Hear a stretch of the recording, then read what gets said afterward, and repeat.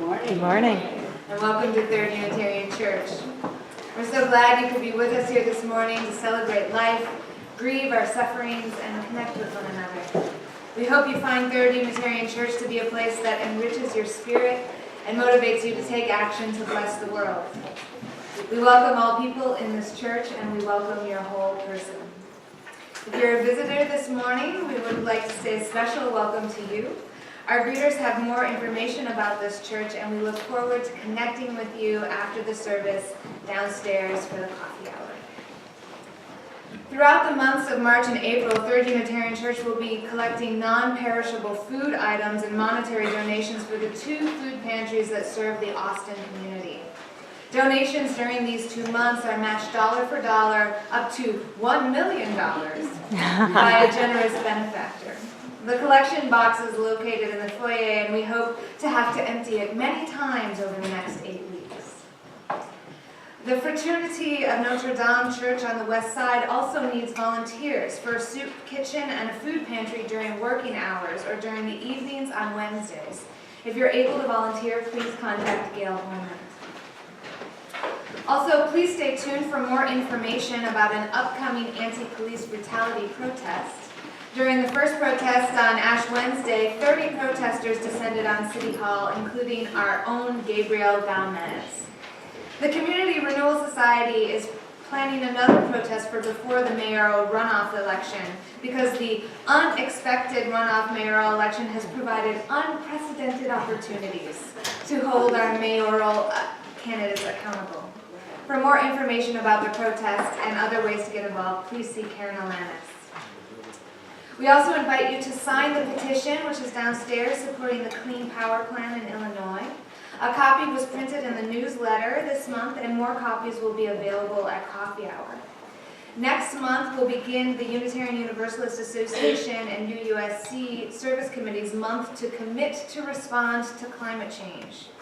The UU Advocacy Network in Illinois is gathering these petitions and taking them, along with people who are doing advocacy, down to Springfield on Earth Day, advocating for clean power.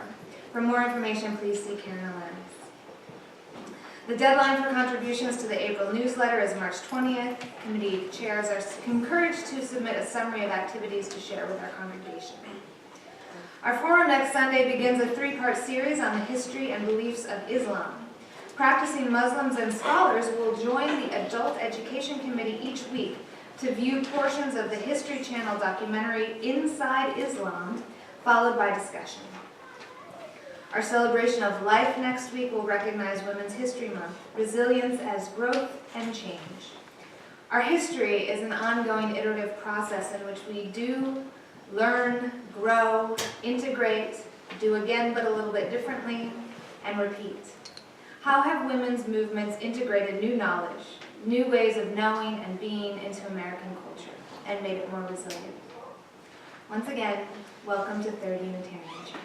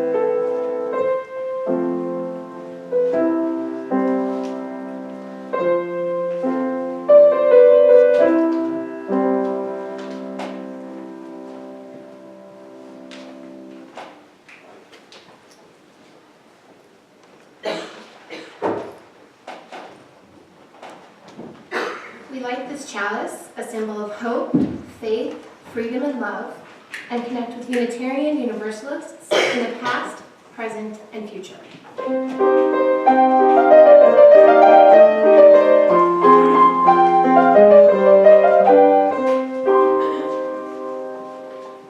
Here is a river flowing now very fast. It is so great and swift that there are those who will be afraid, who will try to hold on to the shore. They are being torn apart and will suffer greatly. Know that the river has its destination. The elders say we must let go of the shore, push off into the middle of the river, and keep our heads above water. I say, see who is there with you and celebrate. At this time in history, we are to take nothing personally, least of all ourselves. For the moment we do, our spiritual growth and journey come to a halt. The time of the lone wolf is over. Gather yourselves. Banish the word struggle from your attitude and vocabulary. All that we must do now must be done in a sacred manner and in celebration. For we are the ones we have been waiting for. Please join us in please rise in body and in spirit and join us in singing the opening hymn 346, Come Sing a Song with Me.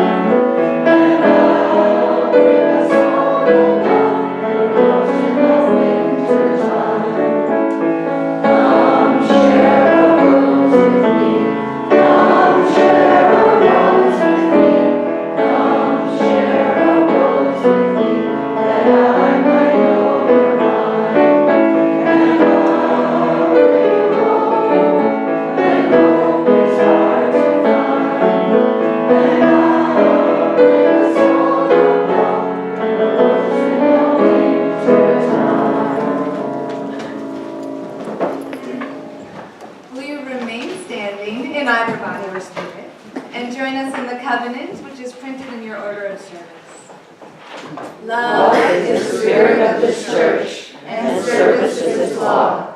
This is our great covenant, to dwell together in peace, to seek the truth in love, and to help one another.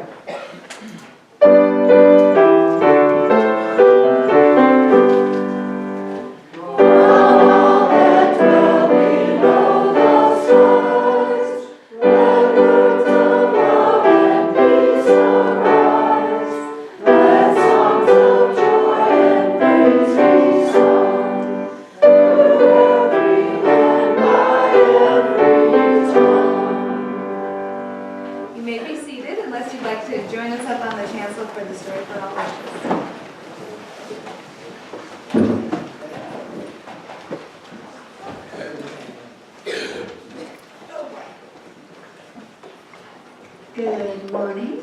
Good morning. Good morning, Douglas.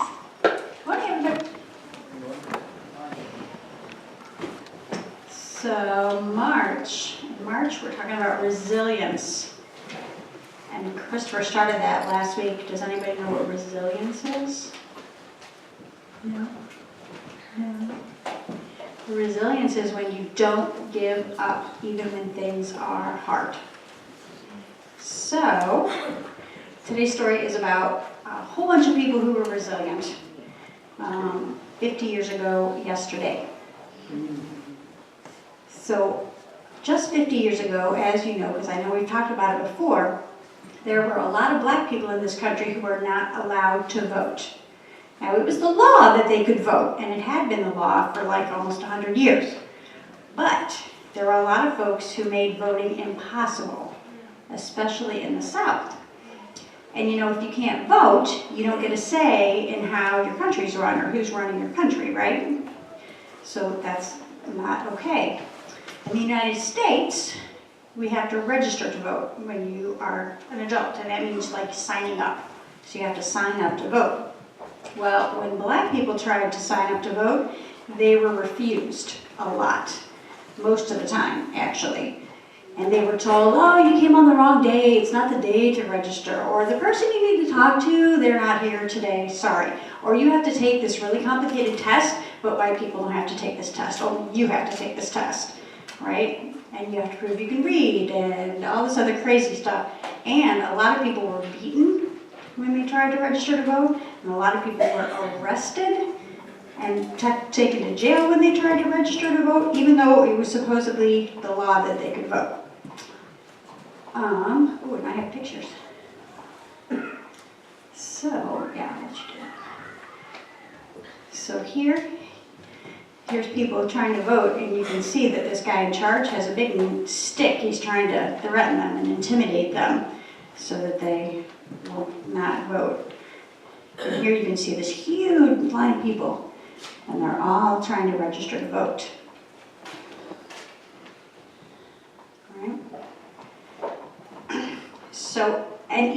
Even though they were turned away and hurt and arrested, they showed a lot of resilience because they didn't give up. They kept on trying over and over and over again to register because they knew that was their right. But it wasn't enough. It didn't help. It didn't work. So African Americans and some white folks too decided to do something really big to call attention to what was happening. And so on Sunday, March 7th, 1965, which is exactly 50 years ago yesterday, over 500 people gathered in Selma, Alabama to march. And they were planning on marching to the Capitol in Montgomery, several hours away, but they got to a bridge, which was like only 6 blocks after they started walking. So they started walking, 6 blocks bridge, and the police attacked them. They attacked them.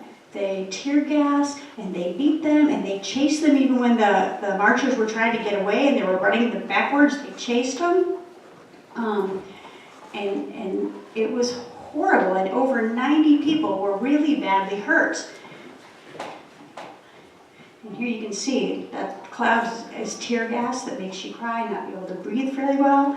And here you guys see the police on horseback, and people are trying to run away, but they're being chased. It was horrible. It was absolutely awful. And that day, 50 years ago, is still called Bloody Sunday today. That's what that day in history is called because it was so horrible and so many people were hurt.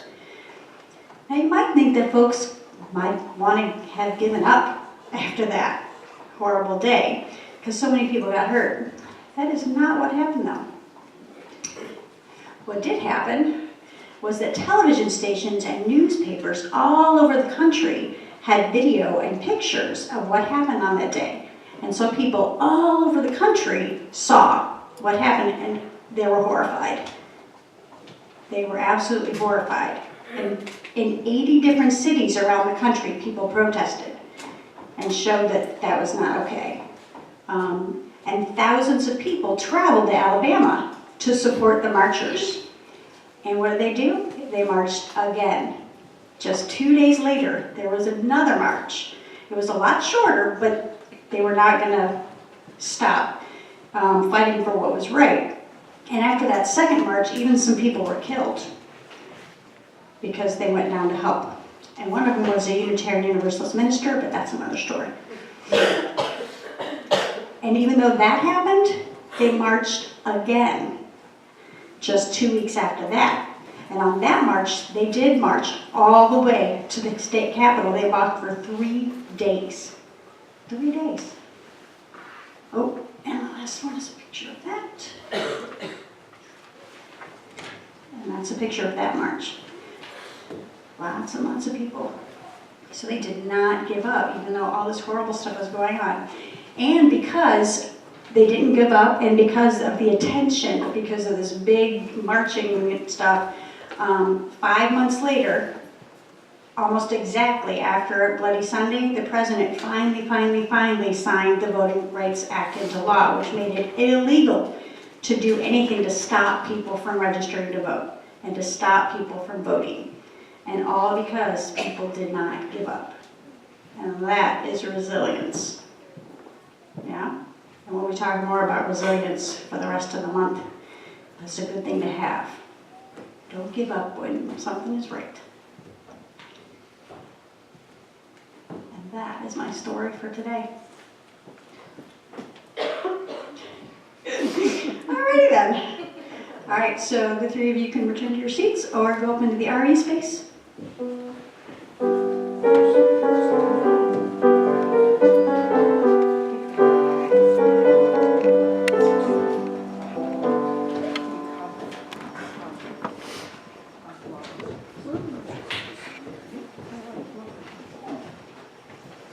I'd like to invite you to find yourself here.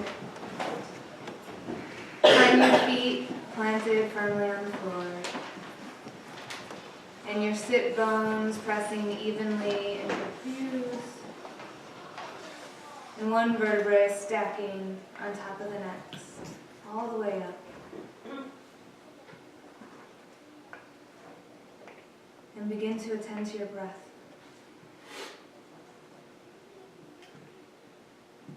Feel it moving deep into your belly.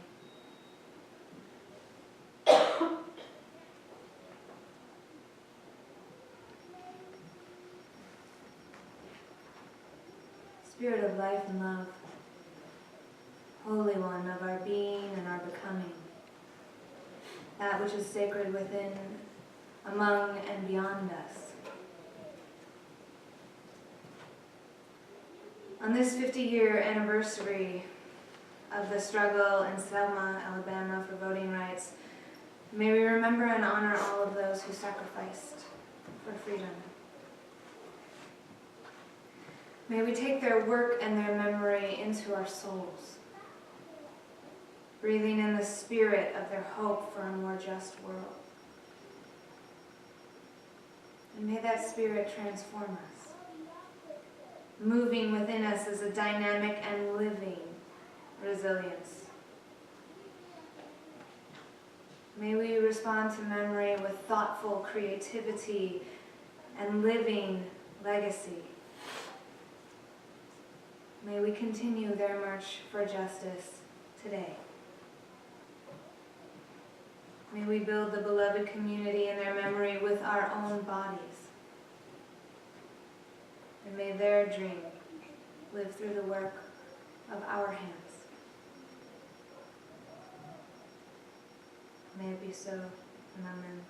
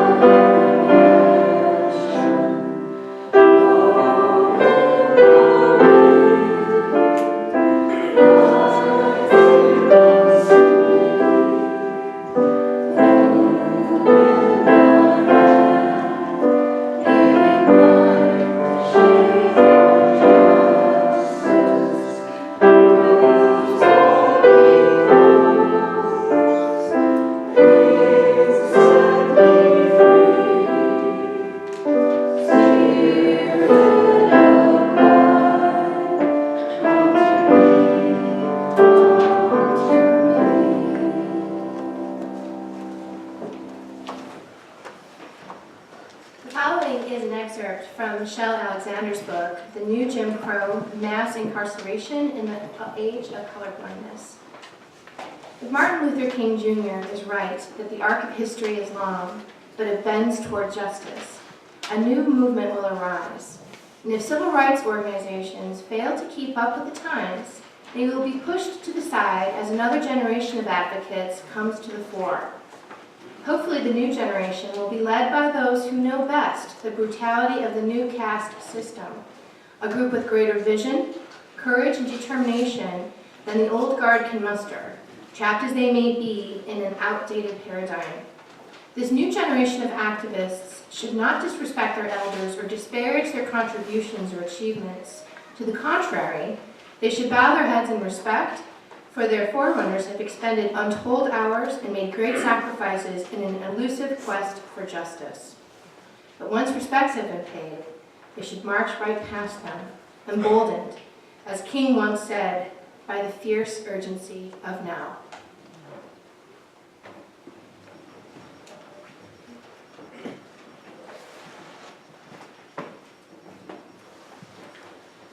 We give not so that we can keep the lights on, but rather because having the lights on means that we can be together.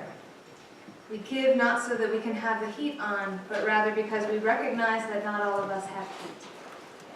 We give not to pay the minister or staff, but because having a minister and staff to challenge and encourage us transforms our lives. We give not because we are obligated to, but because through our giving, this community offers us meaning and support. We give, in short, not because it makes the church possible. We give because the church helps to make all of us together possible. This morning's offering will be gratefully received.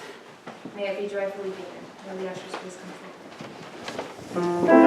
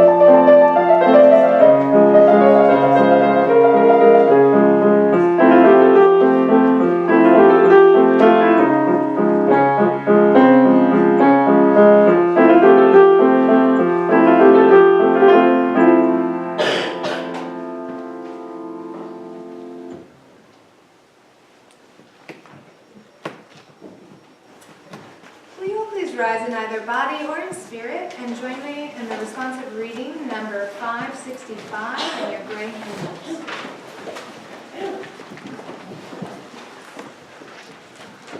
I'll read the regular typeface and you will respond with the words in italics. 565.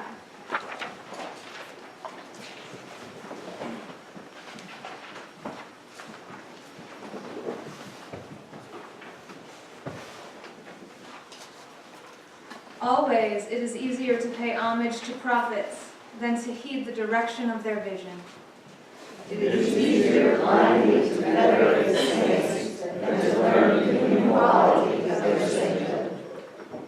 It is easier to glorify the heroes of the race than to give way to their examples. To worship the wise is much easier than to profit by their wisdom. Great leaders are honored not by adulation, but by sharing their insights and values. Grandchildren of those who stoned the prophet sometimes gather up the stones to build the prophet's monument. Always it is easier to acknowledge prophets than to lead the direction of their vision. And will you remain standing in body or spirit and join us in singing the sermon hymn number 95, There's More Love Somewhere.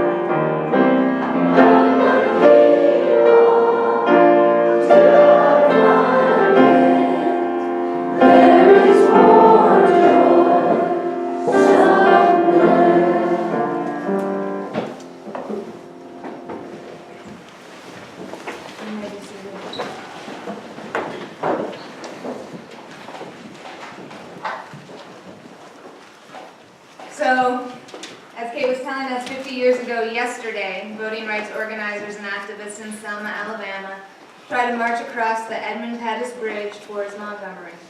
They were met there by Alabama state troopers who attacked them and beat them. And the images of that day, now known as Bloody Sunday, were broadcast around the country on national television. The people of this nation were deeply horrified and moved by what they saw. And sympathy for the civil rights movement increased. Protests poured out and more people joined the movement. 3 weeks prior to Bloody Sunday, a 26-year-old black voting rights activist named Jimmy Lee Jackson joined a nearby night march for voting rights.